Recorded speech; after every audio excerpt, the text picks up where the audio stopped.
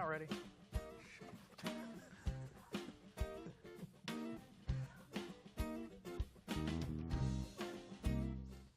Hello and welcome to Real Reviews. My name is Jameson Rabbit, and today I'm joined by a man who wants a plane that loops the loop.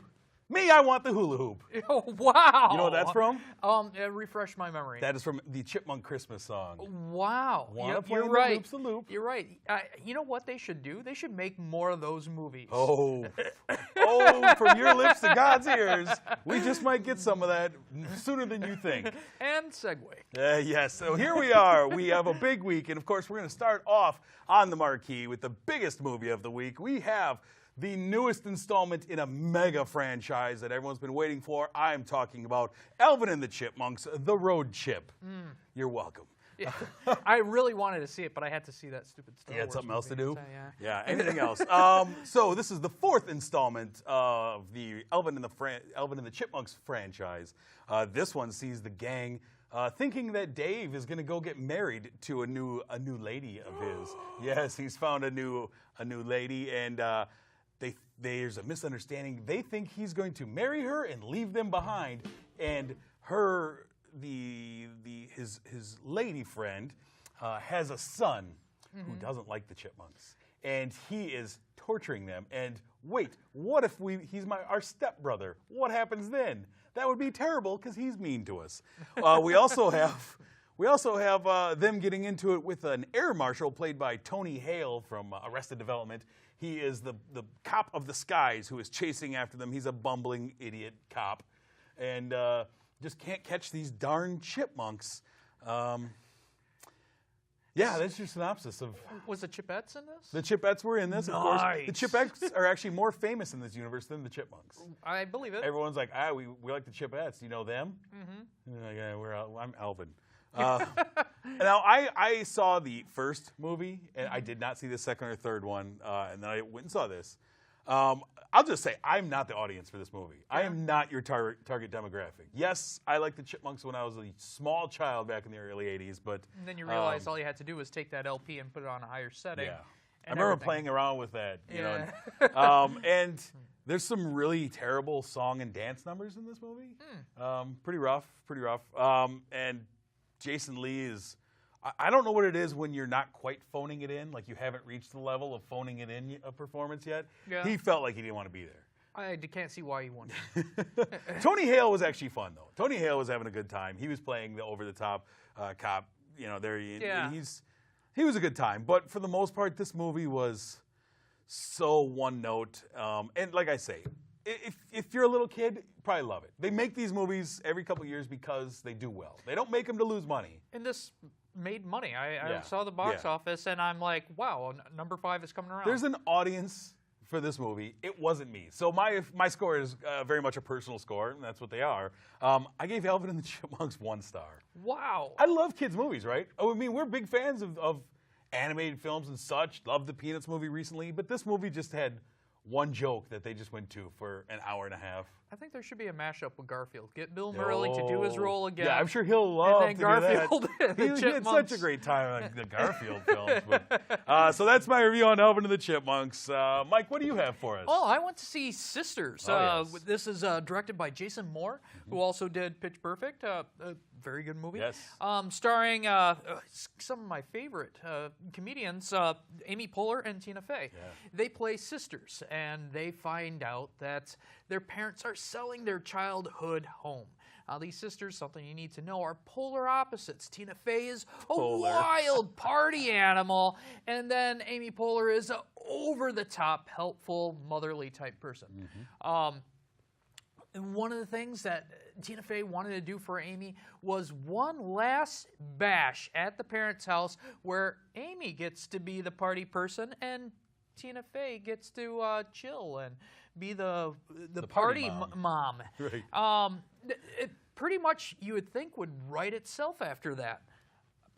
But my personal opinion is the writer of this, who is Paula Pell. She did a lot of work for them on SNL. This is her first screen. Oh, okay. And it kind of shows. Some of these jokes, which I'm sure she thought was going to be hilarious and needed a huge setup, she would set up an hour in advance. And they were, when they're being set up, you're just like, well, no, normal people don't do that. This is obviously, you're going to set up something, and then the huge payoff in the end was there really wasn't a payoff for that joke. But the chemistry that Tina Fey and Amy Poehler have together is fantastic. These people left their shows at their height. They're still extremely loved characters, and then they get together. It's special. Yeah, those two are great together. I love their time on SNL. I love separately their shows, Parks and Rec and 30 Rock, and then I love when they host the Golden Globes and different awards shows. They are hilarious because they play so well off each other. They're, like you say, their chemistry is top notch, and they're great improvisers off of each other. And this movie featured a ton of former and current Saturday Night Live cast members. You have Maya Rudolph, you have Bobby Moynihan, you have a bunch, Rachel Dratch. A lot of them come back to play because they are gathering back all the gang that they used to hang out with back when they were teenagers. Now they're all adults and mopey and blah, blah, and let's have one big blowout. And yeah, some of the writing it felt like some of the jokes, especially Bobby Moynihan's character as the guy who's always on, quote unquote. Yeah. There were moments where I was really laughing, but then it was kind of like hammering the same joke and hammering the same joke. I don't know if you felt this way, but during the party, that character who was always on, and his shtick is he makes terrible jokes. Right. He was actually ended up being the funniest guy, and his shtick was he was not funny. Right. John Cena, WWE wrestler John Cena, shows up as the drug dealer who doesn't want to leave the party. No. I thought he was pretty good for what he did. You know, he didn't have a whole lot to do. No, he just had to stand there and look muscular. But he did a great job at doing that. He's a mountain next to real people, not in the ring next to the Undertaker or whoever. Yeah, he's a big dude. He is. I enjoyed it. My favorite person in the movie was the neighbor that Amy Poehler is hitting on, played by Ike Barinholtz. Yeah. He was kind of the regular guy out of this crew, and I thought he was great. And his chemistry with Amy Poehler was really fun. Yeah. That was most of my laughs were between those two. The awkwardness between the two of them, and how he was just kind of in, because the majority of this movie is just the party. It's house party. Basically, I mean, that's 80% of the movie is the party. When I felt like Amy Poehler and Tina Fey were being natural and the film was just running and they're just saying jokes, there's a scene where Amy Poehler is flirting with the neighbor. That was hilarious. Yeah. The parts that I felt were written were done poorly. There's a scene where Tina Fey, I'm sure it was written, you're having a temper tantrum right now. She actually drops onto the ground and bangs her fist around and stuff, and I'm just like, who in the world does this? How can you survive life doing this kind of stuff? But I mean, that is the over-the-top nature of this movie. It really was. To play it big like that. I enjoyed it. I actually found myself laughing more than I thought I would for a good chunk of it. I actually really liked the sisters playing opposite of what you would expect them to be, kind of countercasted. And I love their dynamic when you bring in the parents, when you bring in James Brolin and Diane Wiest, and how they're just like, we have so had it with you, girl. You both have issues, and I like that. That was a lot of fun. But I had a fairly good time. I understand your point. I thought a lot of the jokes, you could hear the horn on the car as it was coming down the street towards you. You know, it was set up. And that's kind of the curse of Saturday Night Live writers doing movies is, I can write a 5-minute sketch. Can I write an hour-and-a-half movie? No. You know, it's tough. It's a different art. But I gave it 3.5 stars. I laughed. I enjoyed their chemistry, and I found myself smiling a lot, but not fully enjoying. I think I had a couple and that was about it. It was an average movie for me. I enjoy the two main characters. I just wish they found a different writer. So what did you give it? I gave it a 2.5. 2.5 stars. There you go, right down the middle. The next movie we have, the final movie we have on the marquee, we saved the big one for last, of course, and that is the 7th movie in the Star Wars franchise. We have Star Wars: The Force Awakens. This movie picks up 30 years after the events of Return of the Jedi, and we have a new cast of characters. In the opening crawl, we see that Luke Skywalker has been missing, and he is, no one knows where he is. There's been trouble. The Galactic Empire has risen back up. There's a new baddie. His name is Kylo Ren.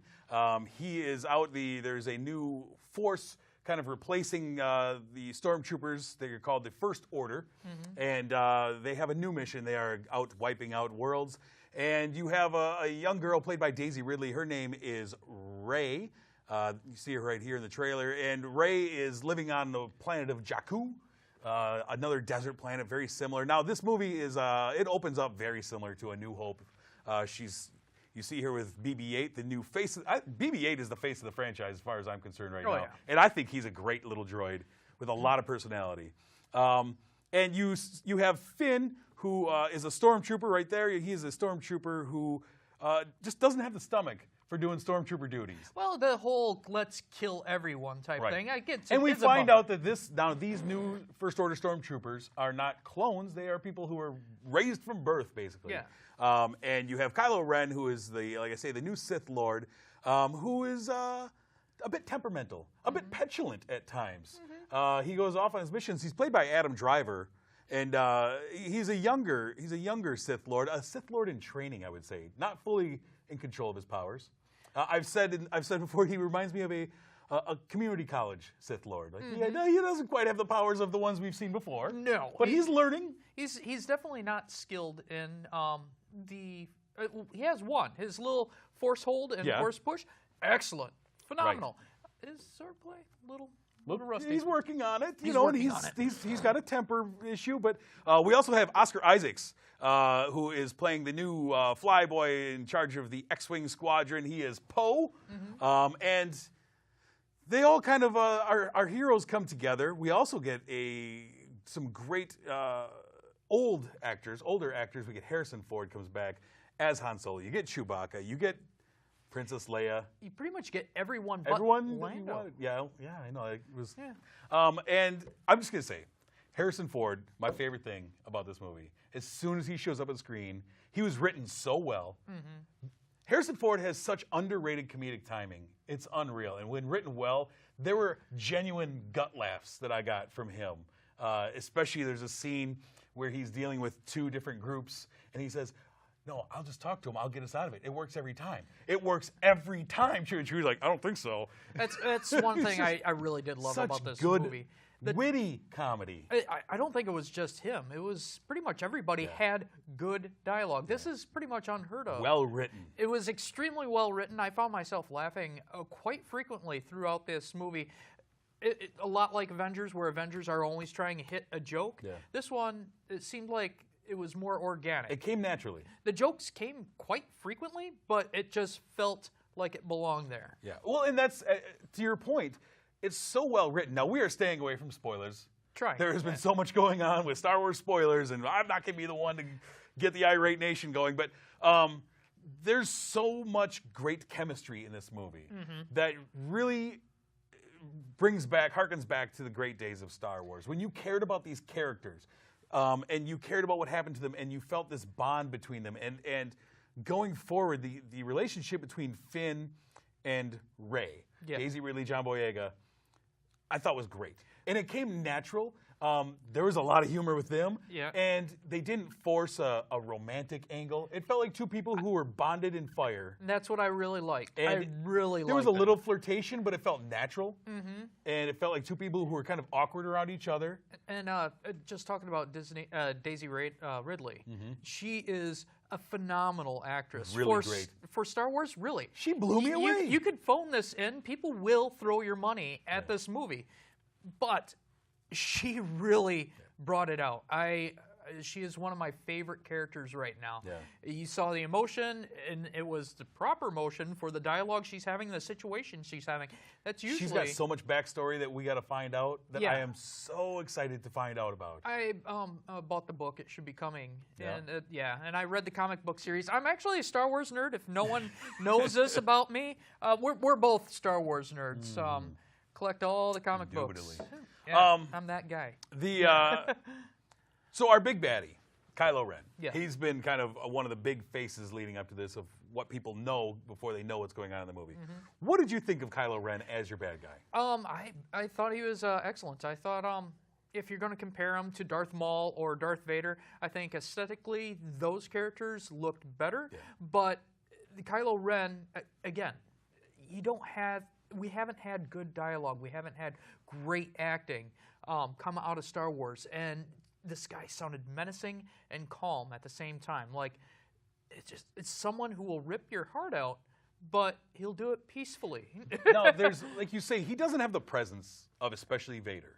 Vader comes on the scene in A New Hope, blasts through the doors, and you're like, whoa, this guy's the bad guy. Yeah. Kylo Ren, he plays it more nuanced. And like I say, he's still learning. He's not fully bad. No. He's got shades of gray. I like that. He plays Adam Driver, when he takes the helmet off, he plays a nuanced version of a bad guy who is still figuring out where he's going with what he's doing. I like that a lot. There's a lot of great scenes between he and the other characters. I'm not going to say any more. I thought he was really interesting, and he could have played it cheesy and over the top. I think this is the character that we should have gotten with Anakin for a couple of movies. A guy who's not sure of what he's doing and does it well and is written well. I like that. We talked about Daisy Ridley. Poe, played by Oscar Isaacs. Yep. He's kind of the fly boy, kind of a mix, I guess, between a Luke and a Han, kind of. The cocky guy, but he's the fighter pilot. He's the only one that pretty much kind of blended into the background for me. I know he's a major character, but compared to everybody else who was acting, they really stood out, and he just kind of was the guy. I really enjoyed him. I really enjoyed his interaction, especially in the beginning of the movie with BB-8, the droid. I want to see what their history. I would love to see a side story of just their adventures in the X-Wing, because you see so much chemistry between the two of them.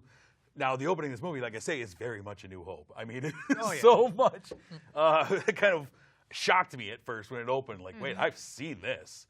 But that is what it is. And that's one of my complaints about this movie.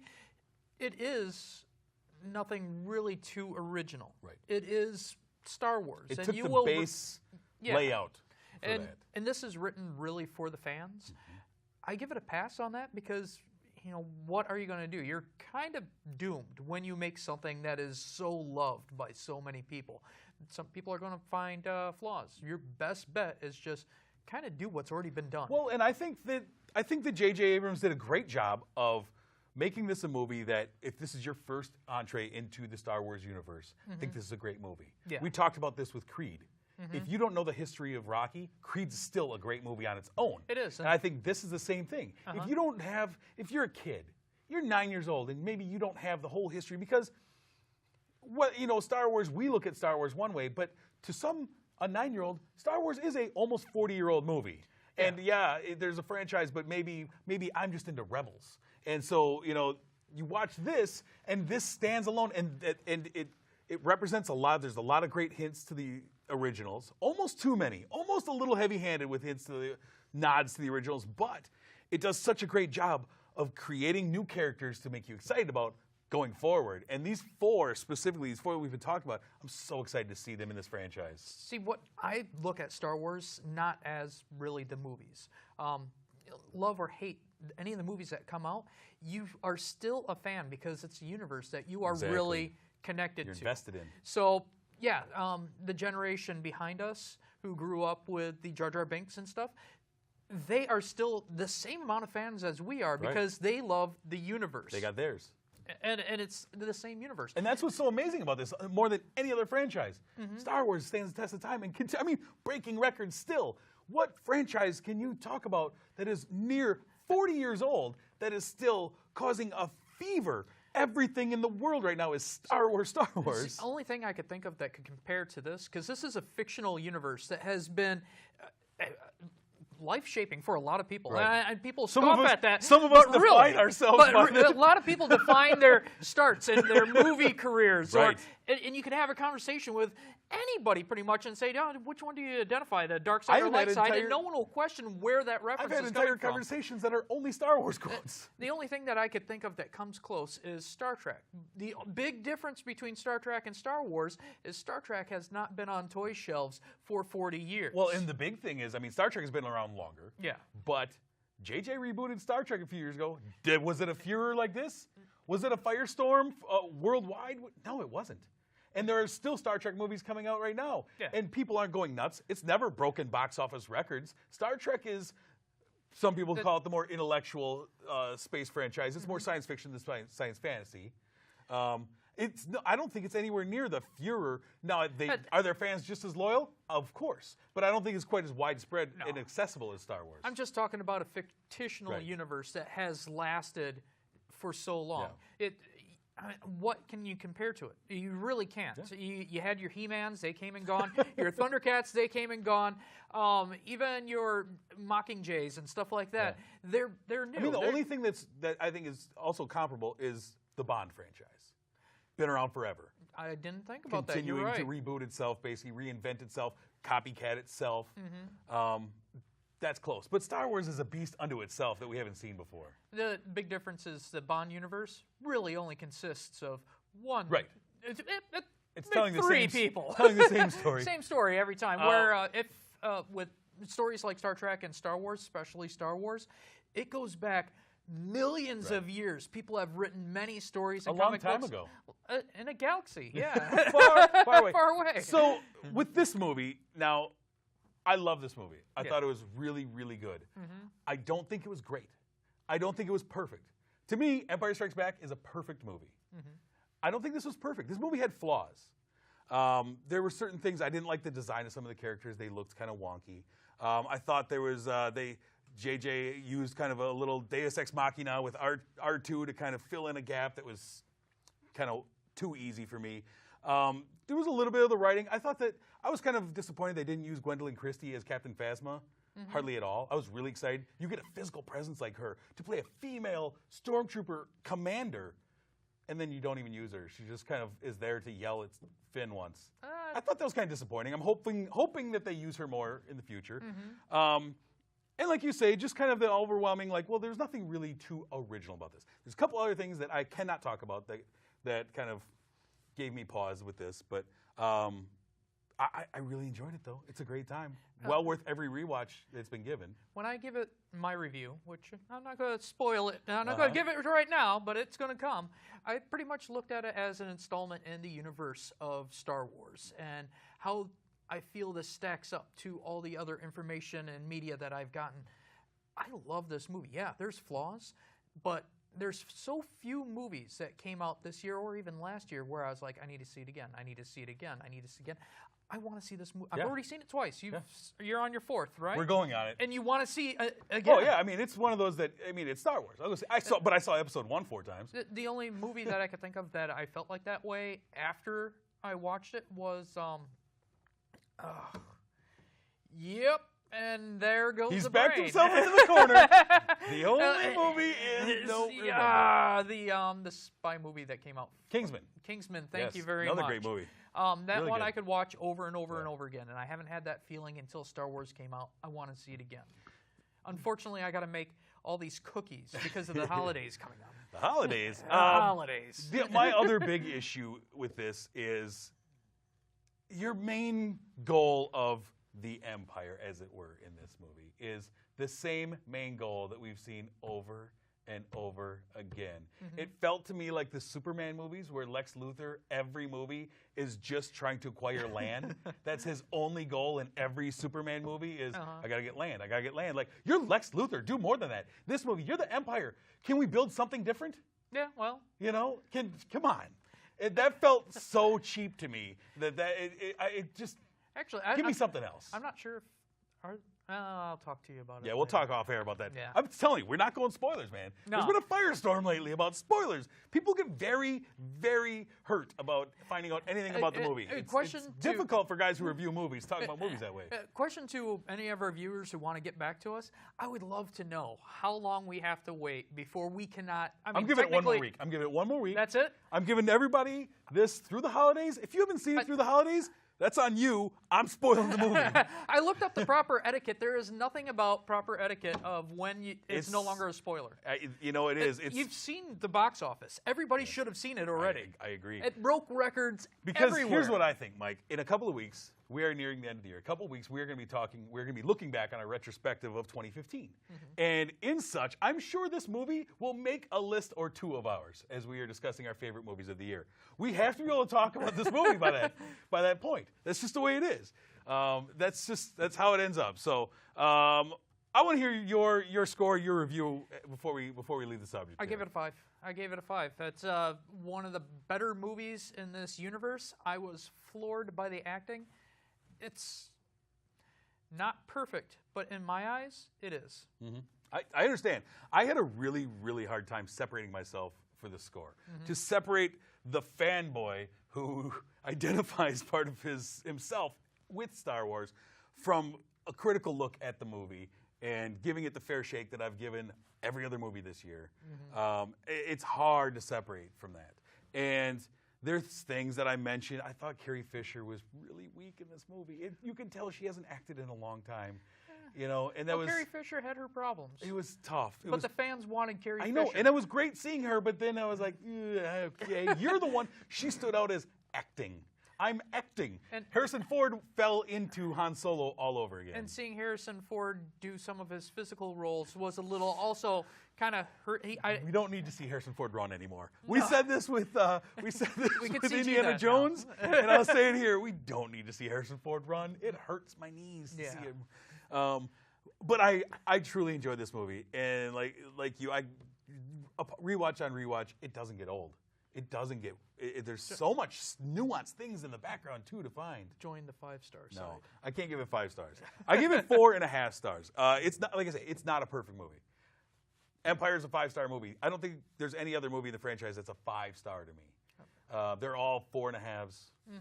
And I think this movie is right up there with A New Hope and Jedi in my mind as far as great movies in this franchise. It holds its own, and that's amazing. That is an impossible task for J.J. Abrams to do, to take over a franchise that has been mocked over the last 15 years for what it did. It depends on who you're talking to. But for the majority of the public, it is openly mocked over the last 3 versions of this franchise. To take it and to rebuild it, and I mean, it's just an amazing job. It's almost impossible to do, and he pulled it off really well. I have found people who did like Jar Jar Binks, I know, except for they are much younger. People like blood sausage too, Mike. Doesn't make them right. It's what you grow up with. Right.